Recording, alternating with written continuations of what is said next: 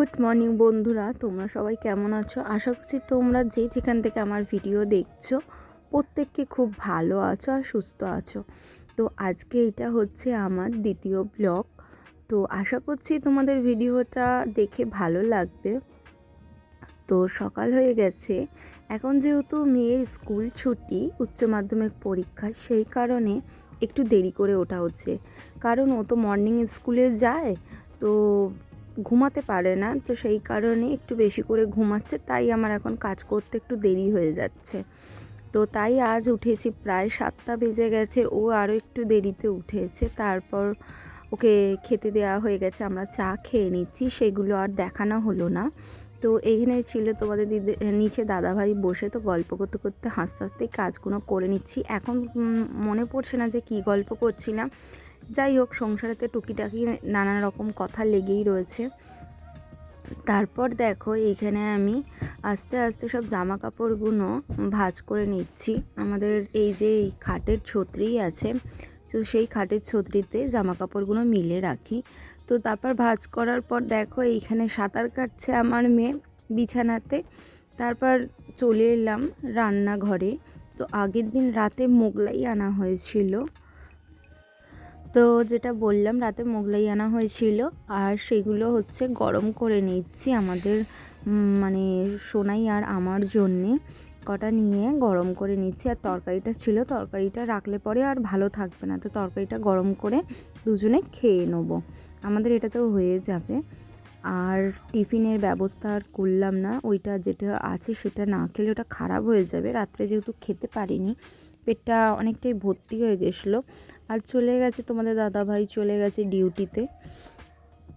এইখানে দেখো সোনাইকে বললাম যে খেতে দেবো, বোর্ডটা পাতো, তো বোর্ডটা পেতে নিয়েছে। তো ওকে খেতে দিয়েই আমি তারপর বসে বসে খেয়ে নিলাম। আর ছিল আগের দিনের রুটি, তো ওই রুটিটা আর দুটো মোগলাই পিস নিয়ে খেয়ে নিয়েছি। টিফিনটা আজকে এইভাবেই সেরেছি। আর তো টিফিনটা এভাবে সারলাম, যেটা তোমাদেরকে বললাম।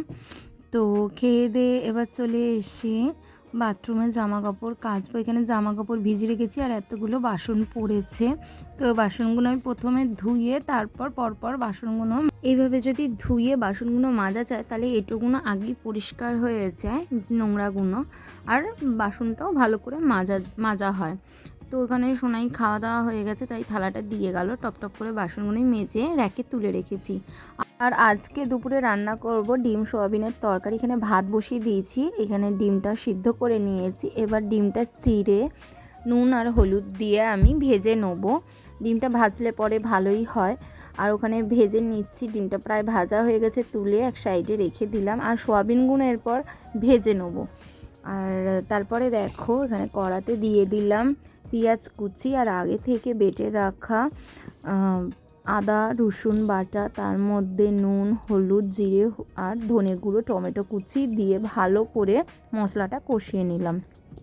তো এখানে মশলা কষা হয়ে গেছে, তারপর এগুলো দিয়ে একটুখানি তরকারিটা কষে জল ঢেলে ফুটতে দিয়ে দিয়েছি। আর পাশেই বসিয়ে দিয়েছি কাজুর খাবার, ওর ভাতটা আমাকে আলাদা করতে হয়, তো এখানে বসিয়ে দিয়েছি। তারপর দেখো মেয়ে খেলা করছে কাজুর সাথে, ওর সাথেই সারাদিন কেটে যায় ওর।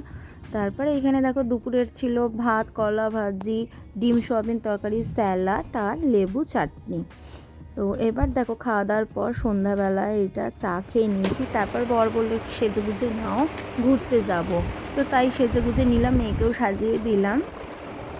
তারপর দেখলাম চশমার দোকানে এসে, মানে চোখের ডাক্তারখানায় আসা হয়েছে।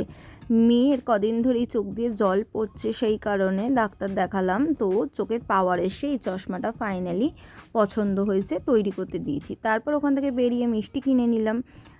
মিষ্টি কেনার পর বাড়ির দিকে রওনা দিয়ে দিয়েছি। প্রায় অনেক রাত হয়ে গেছে, ডাক্তারখানা থেকে আস্তে আস্তে বাড়ি ফিরতে আমাদের 10টা বেজে গেছে। এখানে এসে চেঞ্জ করে নিয়েছি জামা, চেঞ্জ করার পর রান্নাটাও বসিয়ে দিয়েছি। তো আজকে সিম্পলি রাত্রে ডিনারটা রেখেছি, আলু ভাজা রুটি আর মিষ্টি দিয়েই রাত্রে ডিনারটা শেষ করলাম টিভি দেখতে দেখতে।